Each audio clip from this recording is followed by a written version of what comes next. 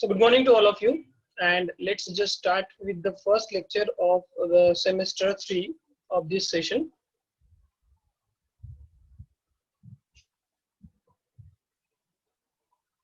I think I am audible to all of you.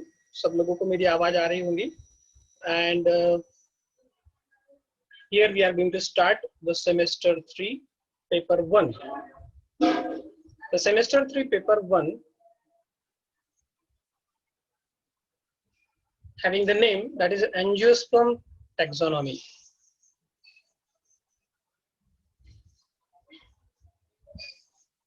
As we know that each and every paper, it consists of total 4 units. Again, out of these 4 units, the unit 2 is allotted to me, right? We should have to aware about the semester 3 paper 1, that is Angiosperm taxonomy. So what is the name of paper? That is Angiosperm taxonomy. सब लोग ध्यान से सुनेंगे, focus करेंगे और attentive रहेंगे classroom में, ठीक है? So that we are going to start the semester 3 paper 1 Angiosperm taxonomy. It consists of total 4 units. इसमें 4 यूनिट आएंगे टोटल. इन 4 यूनिट्स में से सेकंड यूनिट जो है, unit number 2, it is allotted to me.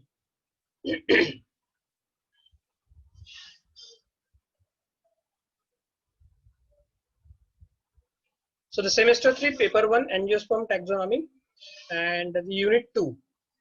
Now what are the contents present in case of this unit 2?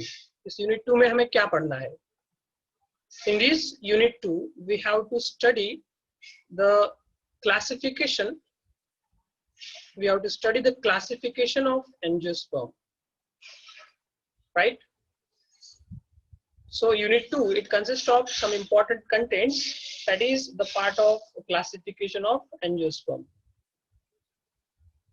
As we know that the paper 1 having the name Angiosperm taxonomy, अगर paper 1 का नाम Angiosperm taxonomy है, तो हमें Angiosperms के बारे में detail में पढ़ना है, right? ठीक है? So this Angiosperm taxonomy, unit 2, it consists of the first topic, that is the classification of Angiosperms. Then classification of Angiosperms, it consists of some important types. The first type, that is a natural system of classification. Then artificial system of classification. Next one, that is a phylogenetic system of classification. So these 3 classification, these 3 systems of classification we have to study in the unit 2.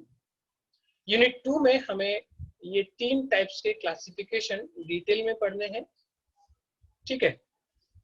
Later on, after these 3 types of systems of classification, the systems of classification, especially the Bentham and Hooker.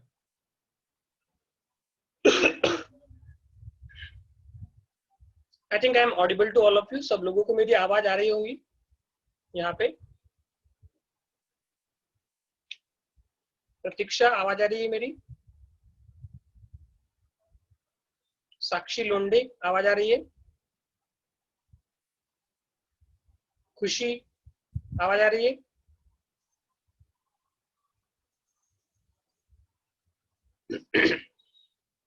Okay. Now listen here. Do not message me in the chat box. Message मत करो chat box में. जब पूछा जाएगा आप लोगों को तभी मैसेज करने हैं, ठीक है? कहीं किसी जगह पे नेटवर्क का थोड़ा प्रॉब्लम हो सकता है, लेकिन ऑलमोस्ट सभी जगह पे नेटवर्क ऑलमोस्ट 80 to 90% ठीक रहता है. अभी मैसेज नहीं करने चैट बॉक्स में. So our topic is unit 2, classification of Angiosperms and the natural, artificial and the phylogenetic system of classification. So the unit 2 of the paper 1, it consists of the different contents. इसमें अलग-अलग contents आते हैं, ठीक है? आप लोग अगर note down करना चाहते हो तो you can note down, ठीक है? आप लोग नोट डाउन कर सकते हो, या फिर आप लोगों को ये सिलेबस आप लोगों को ITMNA के साइट पे भी मिल सकता है. For your kind information that the paper 1 semester 3 angiosperm taxonomy, it consists of the 4 units. Out of these 4 units, unit 2 is allotted to me. Unit 2 मेरी तरफ आया है पढ़ाने के लिए, ठीक है. This unit 2 of the paper 1 consists of the classification of angiosperms. In this classification, we have to study the natural system of classification, artificial system of classification, and a phylogenetic system of classification.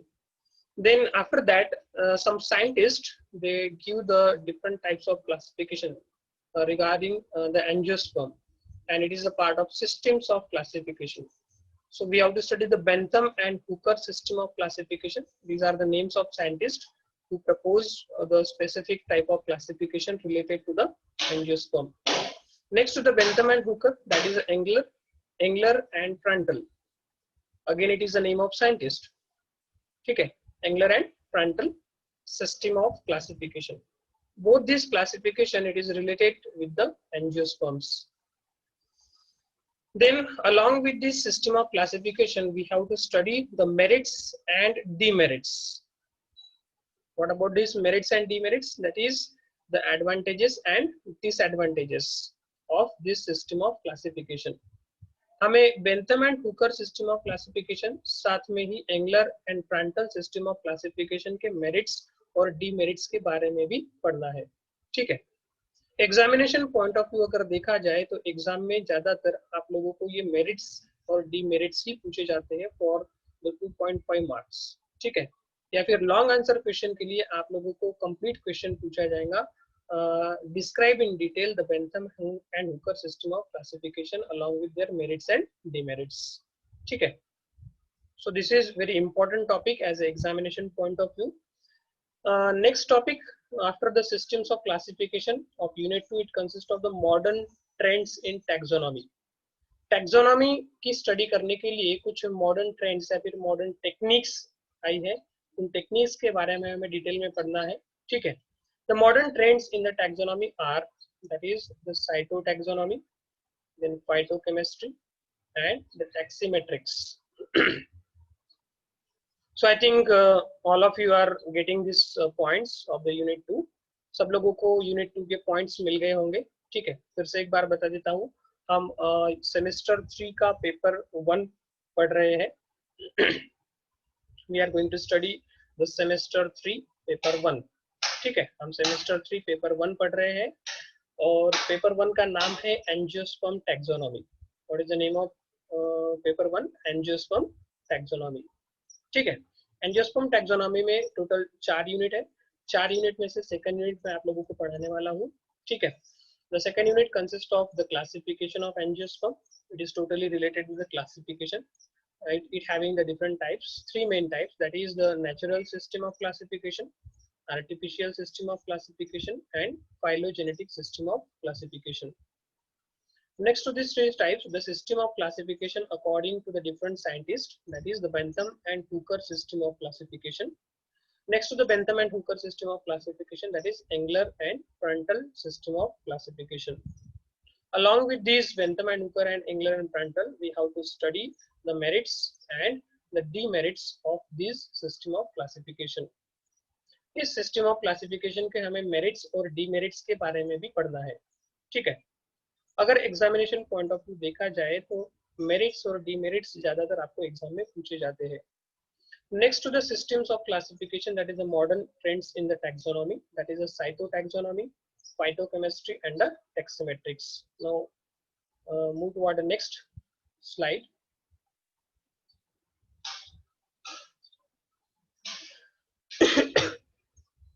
Classification of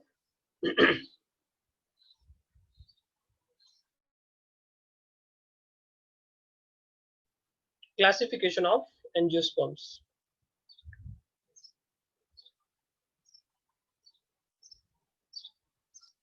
So the classification of angiosperms, first of all, regarding the classification of angiosperm, we should aware about the evolution of classification, that why there is a need of classification, ठीक है. हम लोग classification क्यों पढ़ते हैं और classification की क्या जरूरत थी, ठीक है, ताकि ये अलग अलग टाइप्स के classification यहाँ पे डिस्कवर किए गए, ठीक है. So first of all, we should know that what is meant by the classification. ठीक है, क्लासिफिकेशन क्या होता है ये हमें पता होना चाहिए।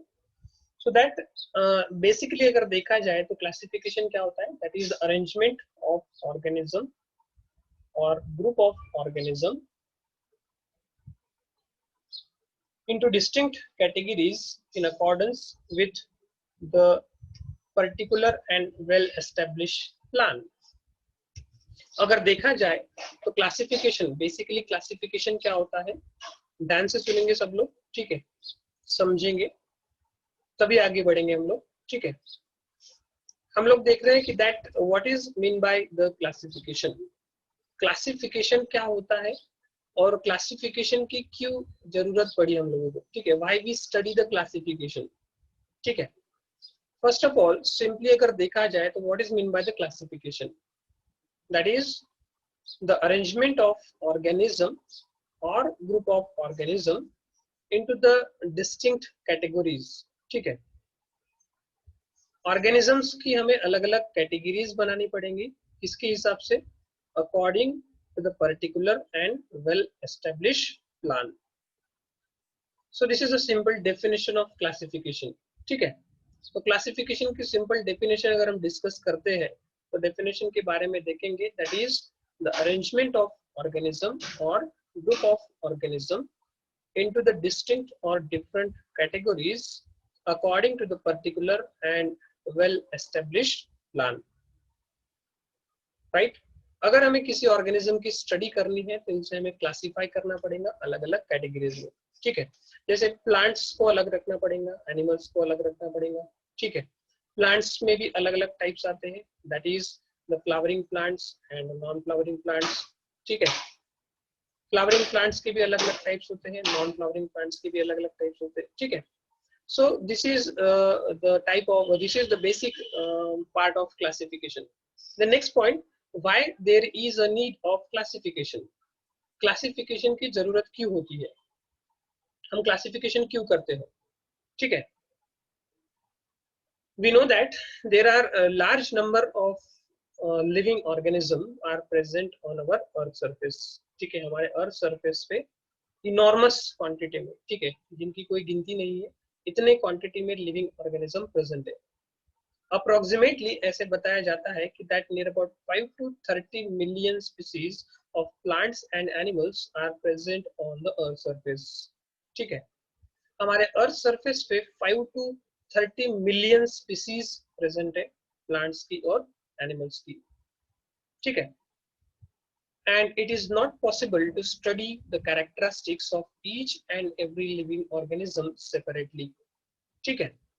हम लोग हर एक लिविंग ऑर्गेनिज्म की सेपरेटली स्टडी नहीं कर सकते, ठीक है, या फिर इंडिविजुअली स्टडी नहीं कर सकते, ठीक है, because each and every living organism they having the different size and different habitat, different structure, different nutrition etcetera, ठीक है। हर एक लिविंग ऑर्गेनिज्म का डिफरेंट साइज है, शेप है, उसका हैबिटेट है, न्यूट्रिशन है, ठीक है। All these characteristics are different in the different living organism. तो अगर हमें किसी ऑर्गेनिज्म की स्टडी करनी है, ठीक है, तो स्टडी करने के लिए हमें क्या फॉलो करना पड़ेगा, एक स्पेसिफिक मैकेनिज्म फॉलो करना पड़ेगा, and that mechanism is nothing but the classification. तो क्या रहेगा, क्लासिफिकेशन, ठीक है। So the classification basically it is helpful to study the characteristics of living organism separately, ठीक है। सभी लिविंग ऑर्गेनिजम्स के कैरेक्टरिस्टिक्स सेपरेटली पढ़ने के लिए हमें हेल्प करेगा कौन, क्लासिफिकेशन, ठीक है। Now come to the topic, that is the evolution of classification. Classification का इवोल्यूशन कैसे हुआ, ठीक है, specifically in India. In India, the botanical sciences had its origin in the very remote age with the development of agriculture, when Indians of Vedic period cultivated the various food crops, ठीक है। India में जो classification, यानी classification की जो history है उन्होंने यहाँ पे बताई है कि इंडिया में botanical sciences had its origin in the very remote age with the development of agriculture. India में जैसे जैसे एग्रीकल्चर का डेवलपमेंट होते गया, ठीक है, along with the cultivated food crops, ठीक है, वैसे वैसे फिर बॉटनिकल साइंस जो था वो डेवलप होता गया, ठीक है.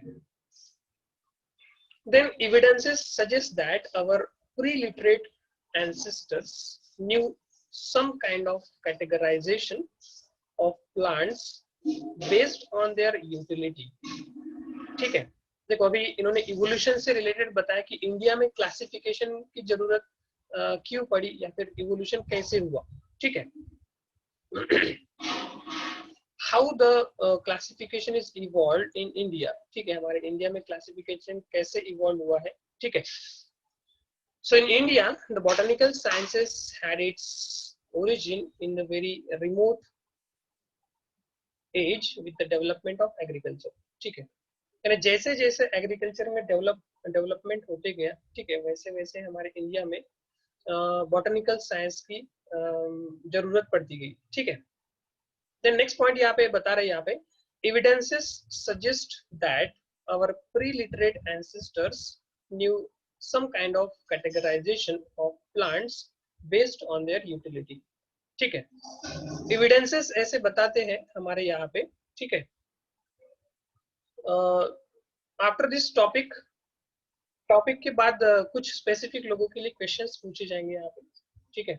जो यहाँ पे सिर्फ बातें कर रहे हैं और उनका कोई ध्यान नहीं है क्लास की तरफ.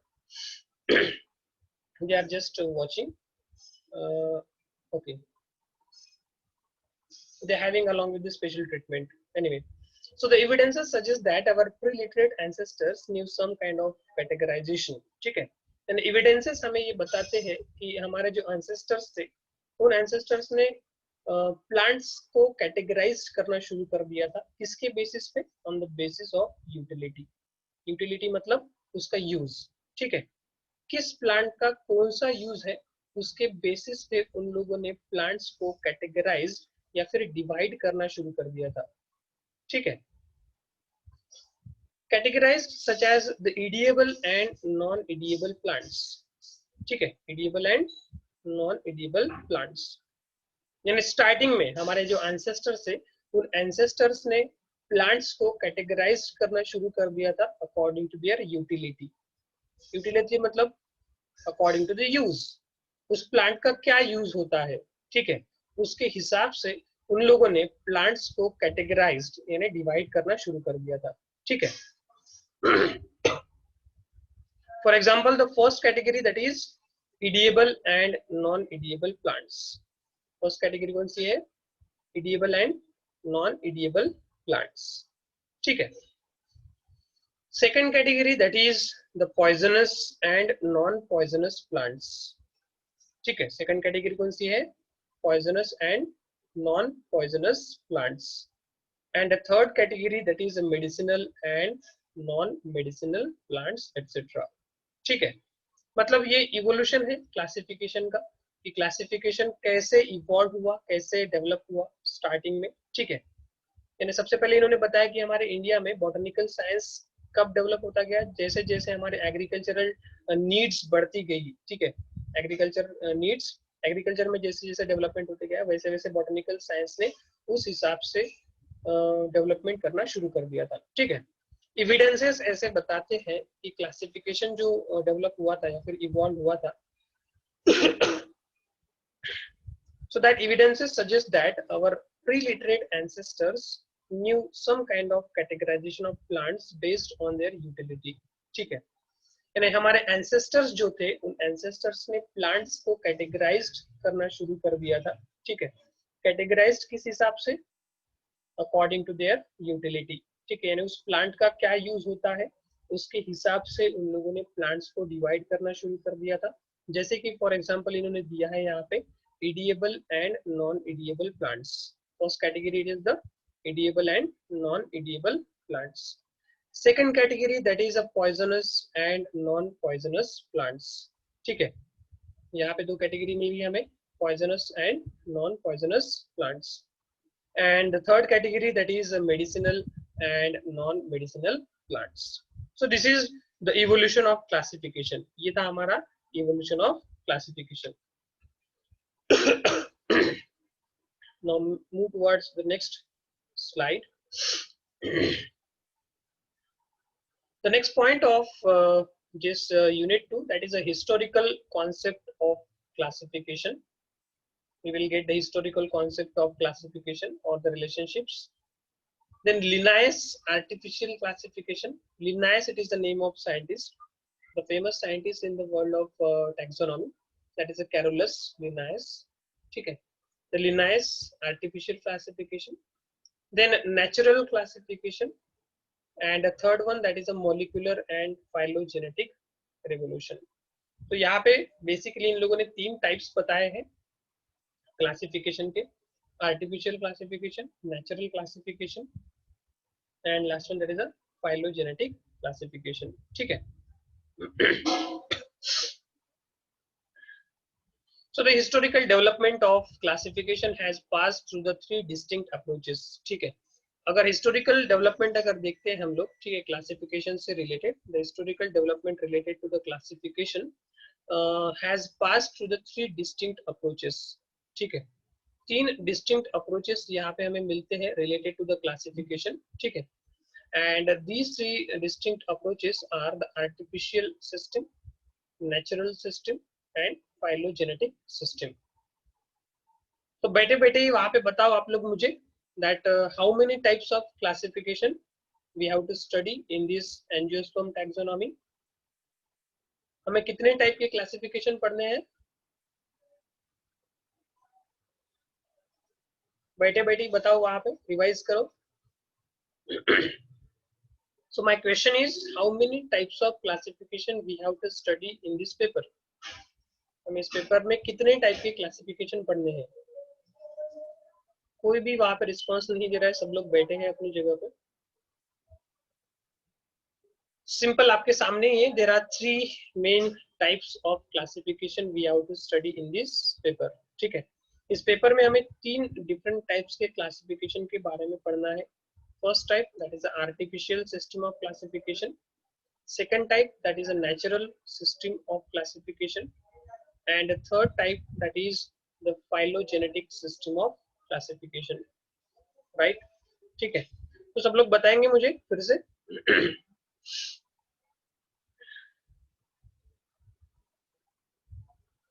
सब लोग बताएंगे मुझे यहाँ पे, that is so that how many types of classification we have studied. हमें कितने टाइप के क्लासिफिकेशन पढ़ने हैं यहाँ पे? 3 different types of classification. ठीक है. तो फर्स्ट टाइप कौन सा है? right, artificial system of classification. Second is the natural system of classification, and third one is the phylogenetic system of classification. So let's just start with the artificial system of classification. हम देखेंगे यहाँ पे artificial system of classification. The first one, that is artificial system of classification. ध्यान से सुनेंगे सब लोग. That what is meant by this artificial system of classification. ये artificial system of classification कैसे काम करता है, ये हमें पढ़ना है अभी यहाँ पे. So this system of classification is more or less important. ठीक है. ये जो system of classification दिया है इन लोगों ने यहाँ पे, ठीक है, it is more or less important because in this system plants are classified only on the basis of gross morphology, habit and their importance to the man. ध्यान से सुनेंगे सब लोग. ठीक है. हम लोग कौन सा टॉपिक पढ़ रहे हैं, सब लोग बताओ. What is the name of topic? बैठे बैठे बताओ वहीं पे. Artificial system of classification. ठीक है. So what is the name of topic? Artificial system of classification. Right. ठीक है. आर्टिफिशियल सिस्टम ऑफ क्लासिफिकेशन के बारे में पढ़ेंगे. This system of classification is more और less important because in this system plants are classified only on the basis of gross morphology, habit and their importance to man. ठीक है. ये ऐसा एक क्लासिफिकेशन है कि इस क्लासिफिकेशन को ज्यादा इंपॉर्टेंट नहीं दिया जाता है. क्यों? क्योंकि इस क्लासिफिकेशन में प्लांट्स जो होते हैं वो क्लासिफाइड होते हैं only on the basis of gross morphology. ठीक है.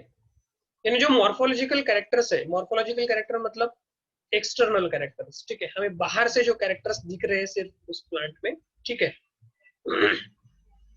ऊपर ऊपर के जो कैरेक्टर्स है, ठीक है, ना कि anatomical characters. Anatomical characters for example जैसे अगर हम देखेंगे वहाँ पे टिश्यू की अरेंजमेंट कैसे है, जाइलम की अरेंजमेंट कैसे है, फ्लोएम की कैसे है, मस्कुलर बंडल्स कैसे है, ठीक है, what about the epidermis, endodermis, these are all the internal और द एनाटॉमिकल कैरेक्टर्स, या फिर टेक्निकल कैरेक्टर्स छोड़ के, ठीक है।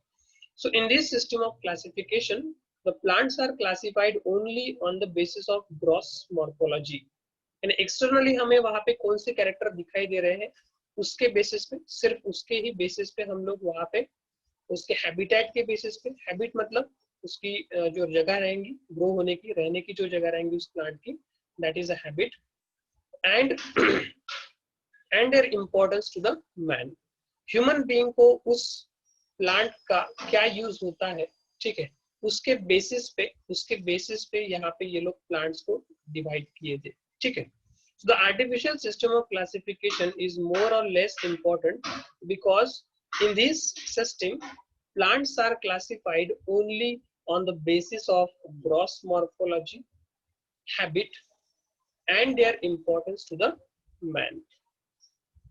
Next point, the main advocates of the artificial system of classification were, यानी ये जो artificial system of classification था, ये आर्टिफिशियल सिस्टम ऑफ क्लासिफिकेशन कुछ फेमस साइंटिस्ट ने डिस्कवर किया था, that's why they use the word the main advocates, यानी मेन डिस्कवरर जो है, the main advocates of the artificial system of classification were Theophrastus, right, Theophrastus which is the father of botany. Then second one, that is a चरका। चरक संहिता के बारे में सुना होगा आप लोगों ने, ठीक है, चरका, चरक संहिता, which is devoted for the medicinal plants, ठीक है, चरक संहिता जो काम करती थी, ठीक है, चरका, it is the name of that researcher or the scientist which is famous for the medicinal plants, ठीक है। And last one, that is the Carolus linnaeus, ठीक है। So the Carolus linnaeus, which is popularly known as the father of taxonomy, right? ठीक है। So the main advocates of the artificial system of classification, यानी ये जो artificial system of classification था, ये artificial system of classification किसने दिया था? Theophrastus, that is the father of botany. Then Charaka, which is popularly known for the medicinal plants. And Carolus लिनायस, ये बड़े बड़े नाम जो थे, इन सभी ने एक सिस्टम ऑफ क्लासिफिकेशन बनाया था, that system of classification is called as artificial system of classification, ठीक है। ये जस्ट इंट्रोडक्शन है, हमने अभी तक यहाँ पे इसके टेक्निकल पॉइंट्स या फिर इससे रिलेटेड जो पॉइंट्स है, ठीक है, इसकी प्रॉपर्टीज जो है क्लासिफिकेशन की यहाँ पे स्टार्ट नहीं की है, ठीक है, ये फर्स्ट लेक्चर है हमारा, ठीक है।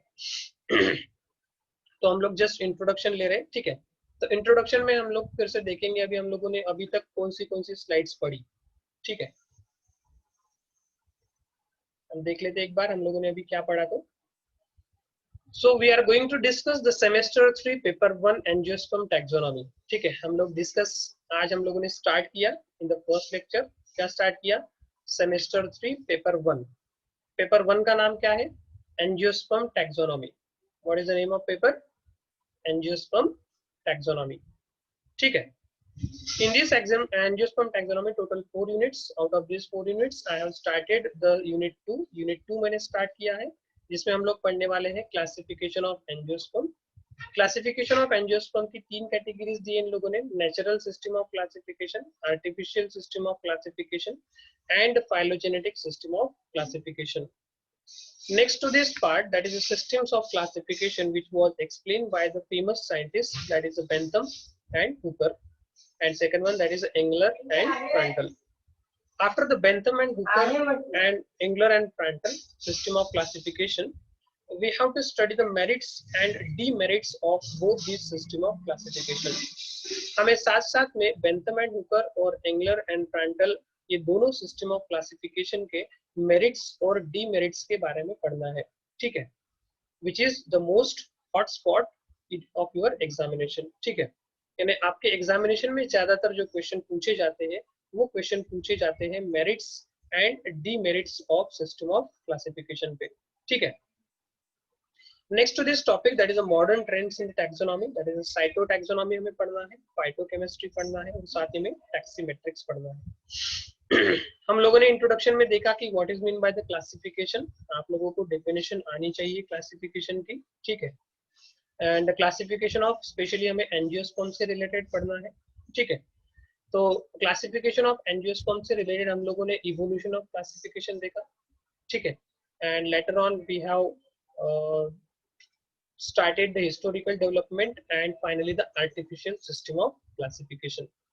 तो हम लोग नेक्स्ट लेक्चर में फिर से ये रिवाइज करने वाले हैं। ठीक है, और रिवाइज करेंगे और आगे बढ़ेंगे। ठीक है, तो आज तक हम अभी तक हम लोगों ने ये पढ़ा आर्टिफिशियल सिस्टम ऑफ क्लासिफिकेशन का जस्ट इंट्रोडक्शन लिया। ठीक है, तो I think that's all for today, आज के लिए बस इतना ही पढ़ेंगे। अभी आप लोगों को एक काम करना है, सब लोग अपने चैट बॉक्स में जाएंगे फटाफट और वहां पे प्रेजेंट करके लिखेंगे, सिर्फ present. Go in your chat box and right only a present. ठीक है, चैट बॉक्स में जाएंगे और प्रेजेंट लिखेंगे। It is a part of your presenting. सब लोगों ने फटाफट लिखना है प्रेजेंट करके।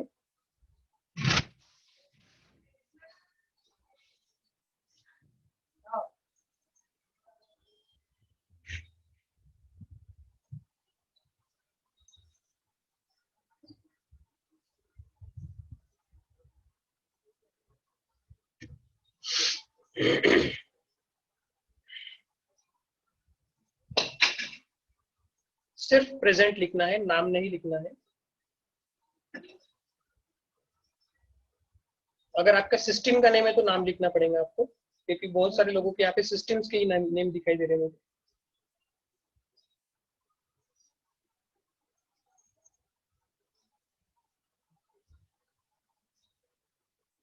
आपको बताया गया था कि जूम सिस्टम पे आपका जो मोबाइल का सिस्टम है उस सिस्टम का नाम चेंज करके आप लोगों को अपना नाम डालना है। जैसे यहाँ पे Redmi Y2 करके दिख रहा है, कुछ तो भी Galaxy M01S करके दिख रहा है, ONC करके दिख रहा है, EB018465। These are the different name of systems। तो systems के नाम की जगह पे आप लोगों को अपना नाम डालना है। जैसे ये श्रद्धा ने भी अपने सिस्टम का नाम ही रखा है DCAB4982। तो आप लोगों ने अपना सिस्टम का नाम चेंज करके अपना नाम डालना है वहां पे।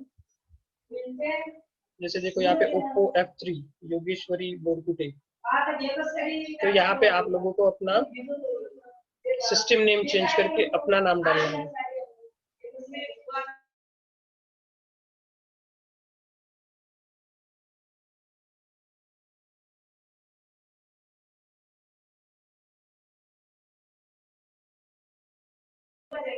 So I think all of you are done the presenting। सब लोगों की प्रेजेंटिंग होगी ऐसा लग रहा है मुझे। So